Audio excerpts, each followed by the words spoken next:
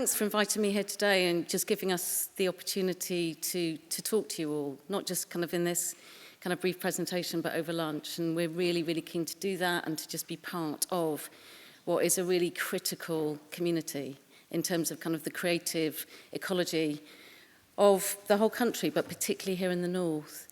So I am head of development and events, now expanded to out of London, not just the north, but north remains our kind of biggest priority. I don't commission dramas, so I can't apologise for any sound defects, but I do work with the commissioners very closely, and I know that they don't commission to take the rise out of different regions. And by the way, sorry to rob you of a joke, Kate, but quite a few of the complaints, I think, around Happy Valley were from people who lived in the same region. And those things happen very, very rarely in the BBC, and we wince when it does. It's very rare due to technical reasons. But I think Poldark pipped you to the post. Another apology before I start, because I think probably many of you are quite tired now of hearing about the BBC. You know, for the past few days and weeks and months, possibly even longer, I've got pictures, of course. We seem to have heard non-stop discussion about the future of the BBC, charter renewal, licence fee agreement, where we schedule Strictly Come Dancing or not. It's been kind of non-stop.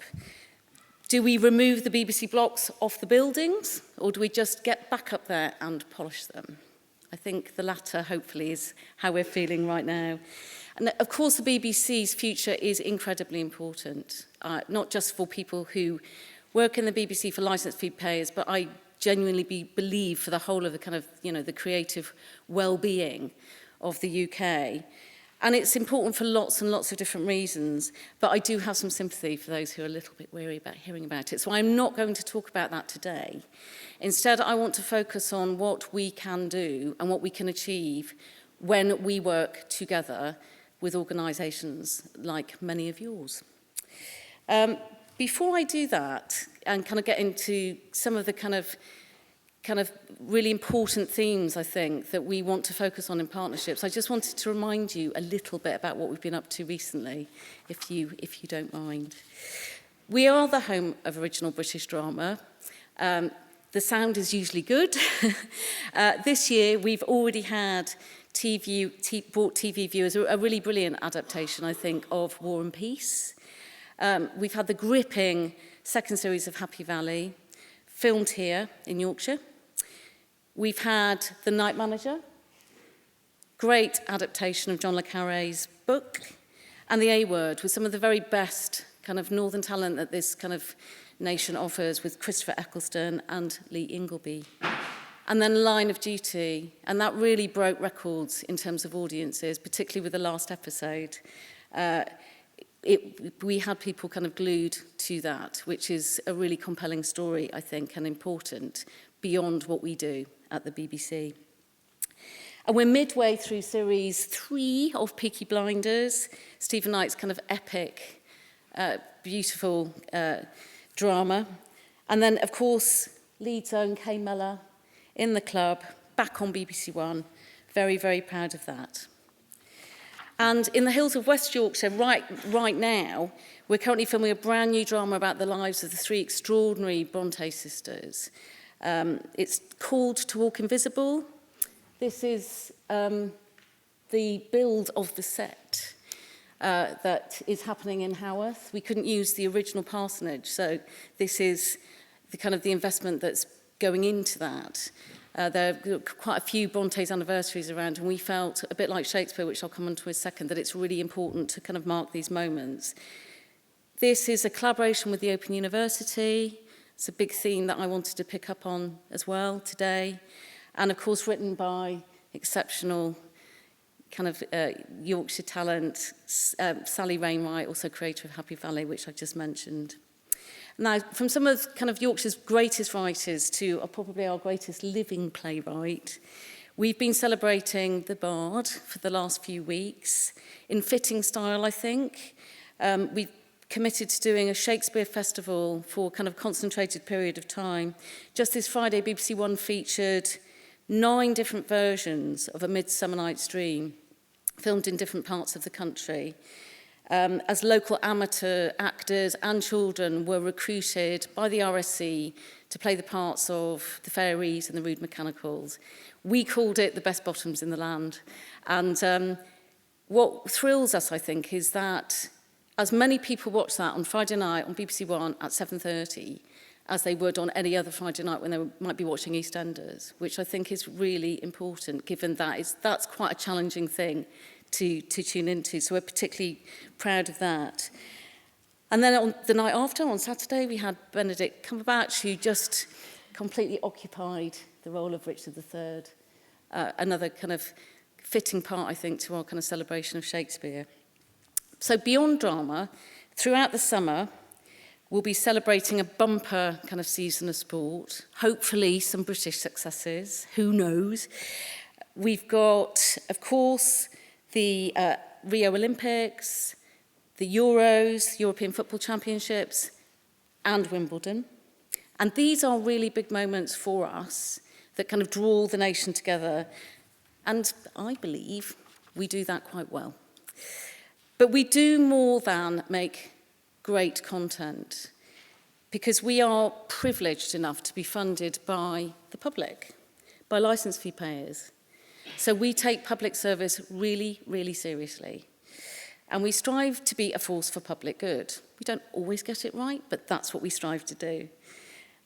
Earlier this year, working with many, many different partners, we gave the BBC microbit to every 11 and 12-year-old child in the country. The microbit, for those that don't know, is a pocket-sized codable computer which allows children to get really creative with technology. And our hope is that the next generation of pioneers and program makers and software engineers will be inspired to really develop their skills, stay where they live, invest back into kind of the areas where they live, and do amazing things with what they've learned, as actually probably a fewer number of people did in the very days of the BBC's very first gigantic computers. This was the biggest education project that the BBC has undertaken for 30 years. And I think it's just one example of how the BBC is really enabled through partnership to make a positive impact and a good contribution to the educational welfare of the nation. We could not have done that on our own. And it's just our work with partners, really, that's my job, and that's what I want to focus on just for the rest of the short time that I have here. And our desire is and remains to just be as open to good ideas as we possibly can, to be as collaborative as we possibly can. So we want to hear about new thinking, new projects, new opportunities to really engage with different communities. And this isn't just a pledge kind of promised through a time when we are under extra scrutiny. It is a cast-iron commitment to the work that we're doing everywhere, but particularly here in the north. So I'm proud of our achievements so far. I think we can do more, but I think we've got a pretty good track record. It's 5 years now since we moved to Salford.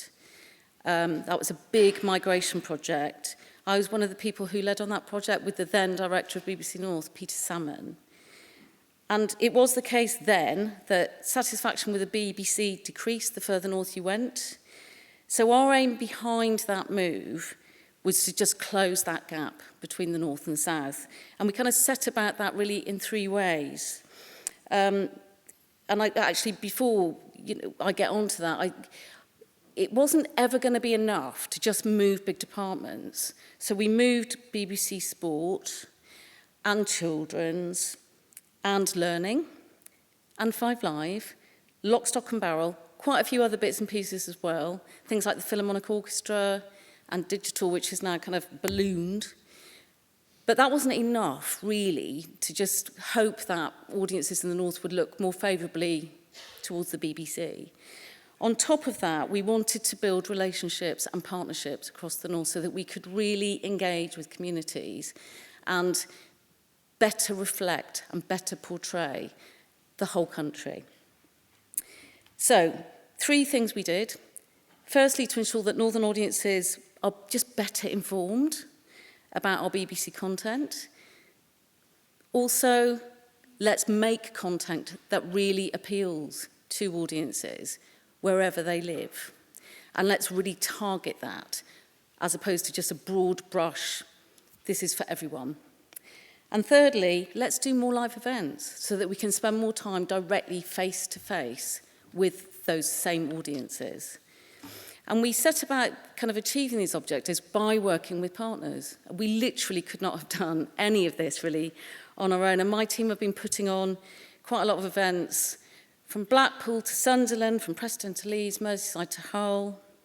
Our first event, as mentioned before, and I'm only mentioning this because it was our very first one when we moved up, as in terms of brand new stuff. Of course, we'd been doing kind of events here before that, whether it's One Big Weekend or whatever. But the first one was Frankenstein's Wedding. That was at Kersal Abbey. And we just wanted to use it to set out a brand new kind of market stall for how we wanted to be and how we wanted to work, whether it was with Leeds City Council, Phoenix Dance, the unis, lots and lots of different groups. But also, let's just try something really daring and something new and make this a kind of a real banner for how we can be just a bit different. And we've been coming back since, whether it's CBBC Live in Leeds, which was another event that we developed brand new in the north, which we bought here a couple of years ago. And then, of course, Radio Leeds has really kind of grasped the mantle as well of mass participation, whether it's a Song for Yorkshire or various other things that they're doing. And just a note for your diaries, it's a little bit further afield, and if any of you can get to Lincoln Castle on July the 14th, there's an extraordinary collaboration actually between BBC, local production company, Fake Day, and the Arts Council. It's called Greenfields and Beyond, and this will be a mass participation event in the city as part of our centenary kind of recognition of the First World War. In Bradford, we hosted Bollywood Carmen. That was working with City of Film, local venues, dance groups. Over 25 students came and worked on that production, whether it was runners or making films, makeup, hair, costumes, social media. That was very, very important for us. And that is another kind of key ingredient for the things that we're trying to do more of. In Preston and Sunderland, we've done events on a kind of similar scale, 2 big groundbreaking passions, 2012, 2014. And these were major events, broadcast on BBC One, but also on local and national radio networks and social media. Now, all of these things, and others in the pipeline, which I'll finish by talking about, they are deliberately high profile, and they focus on a sense of place, which is very vital to the work that I do. It's about a sense of place, and this is because we want to demonstrate a drive to get into the heart of communities, to give communities a very authentic voice, and then in return to be kind of confident and proud of local creativity and how people can work together. We want to embed these places. That's quite why often these events have the city names in the titles. We want to embed these places into the national consciousness, not just the local consciousness, but the national consciousness. And again, I think that this hopefully kind of builds resilience and confidence and local pride. That's what we can achieve when we work together, and we just want to keep doing that. Music is a really powerful tool. Like sport, it's incredibly magnetic when it comes to audiences. And one of our most successful experiments actually in the North, it was another concept that we developed in Salford was the Six Music Festival. And we were able to take that to, well, we started it in Manchester, then it came out to Newcastle Gateshead. And again, that just allows us to reach out and collaborate with different partners, venues all over those respective cities and regions.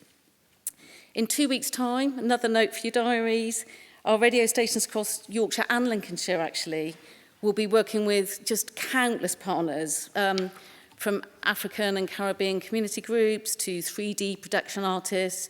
And this is to celebrate BBC Music Day, which is now going to be an annual event. This is another recurring kind of event that we developed in the north, but that has hopefully resonance across the whole of the UK and beyond.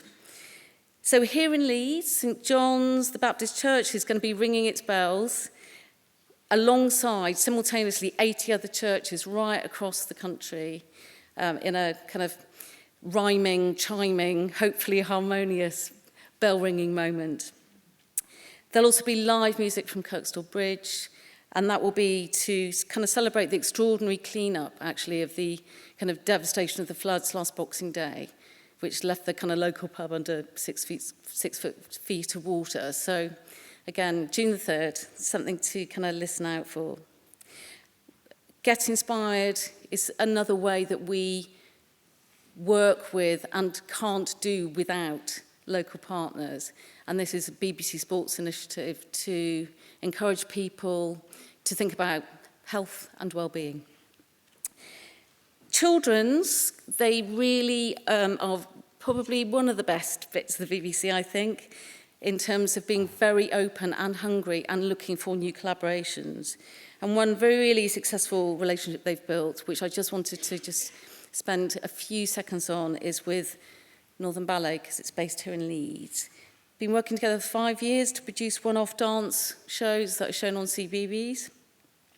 This year's was a version of The Tortoise and the Hare, told by TV favourite Mr. Bloom, for those of you with very young kids. And our relationship with Northern Ballet, I think, is just one example of a large and growing, we hope, number of friends and partners that we want to work with. There are many more. I even dread starting to list them because it's pointless, but whether it's Bradford City Film or Marketing Sheffield or Leeds City Council or Phoenix Dance, or there are just too many to mention without exception, but they are all essential to what we do. And of course, a really impressive range of schools and colleges and universities, which is going to become far more important, I think, to how we operate and how we kind of thrive in the BBC over coming years. So Hull is coming up soon, City of Culture. That's a project that I'm leading on for the BBC in terms of how we make that partnership as fruitful as we can possibly be. And Tony Hall, our Director General, said that he wants 2017 to be unashamedly focused on Hull. And we're going to try and do that. Not just in terms of reflecting Hull's own plans, but actually also in terms of creating new things that we can do and develop with arts organisations and higher education students and others to reflect the seasons that Martin Green and his team have set out. So that's kind of quite a big thing in our thinking right now. Every day, BBC Local and Regional are in Hull anyway, as they are in Leeds. And it's one of the kind of most popular parts of the country in terms of local and regional kind of viewing and listening. But we will be announcing a bespoke programme of events for Hull 2017 in September. So watch this space. For you in higher education, this is my kind of last bit, actually. I just think it's important to kind of set out some of the things that we're thinking about, some of the things that we've been trying to do, because we have to kind of understand the changes that we've had to make and that we want to make. So since we set up a Media City, 17% of BBC staff are now based in the north. That's up from 7% in 2007. We've got 3,000 staff at Media City, but that's acted as a catalyst to bring in a kind of overall kind of community of 7,000 people. That includes lots of SMEs, indies, etc. So it's not about us in our building. It's about what you can build, not just there, but across the north. 4 times more TV now comes from the north since the move. And We've had more than 530, I think, TV productions since we moved as well, which is a significant number. The amount of network radio has increased from 1,000 hours to 13,000 hours, which is also significant. And our extra live events across the north reach, and these are extra events that we do, over 750,000 people. BBC Breakfast is broadcast from Salford every day, and 5 Live is there, all day, every day. So the BBC is part of and knitted into the Northern Powerhouse, and that presents opportunities, we hope, for you as well, for your institutions, for your students, for all the arts organisations that we so rely on. And we want to be accessible and inclusive, and a place where young people aspire to work with really easy pathways into employment with us. As I mentioned before, this is something we've been thinking really, really seriously about. We've tried a few things since our move, a few different kind of initiatives, and we're really committed to kind of carry on with that. And this is to, whether it's Talent Match, working with the Salford Foundation or Oasis, working with different community groups to essentially bring in people that aren't taking the traditional academic routes. Because ultimately, we need to make sure that our workforce reflects the northern population with a wider variety and range of skills than perhaps historically the BBC in the north would have reflected. In terms of higher education on its own, although that's huge, it's of course home to one of our key partners, which is Salford University. They're on our doorstep, so of course we have a really close working relationship with them. But we want and need to keep working and forging links with universities and colleges right across the north. That is absolutely critical. And of course, finally, the broadcast industry is changing. At the BBC in Salford, the biggest team now we have is in digital. They're developing apps. They're working on new technology that we will all be using in the future. When we moved, it was quite a small team. Now they absolutely dominate that site. It's fascinating, and I wander into their lab sometimes just to see the innovations that are happening. And again, that is crucially built on local partnerships with students. So we do need the kind of creativity and energy of students from across the north, and we want to just keep that dialogue open and see what we can achieve together. After the recent announcements, I think there are going to be a few more. So again, sorry about that. They're about to be. And there are elements that need to be worked out still. But we're on quite a good footing, I think. It's quite a firm footing now. We've had a good deal for licence fee payers. It's 11 years. And I think that just allows us to cement relationships, build on what we've done, do better where we haven't done as well as we wanted to, and also just keep trying to do kind of new things and keep taking risks and forging those kind of partnerships with many of you here. You know, a strong BBC, I think, is a force for good for everybody, but we do need you. So thank you for listening. Thanks.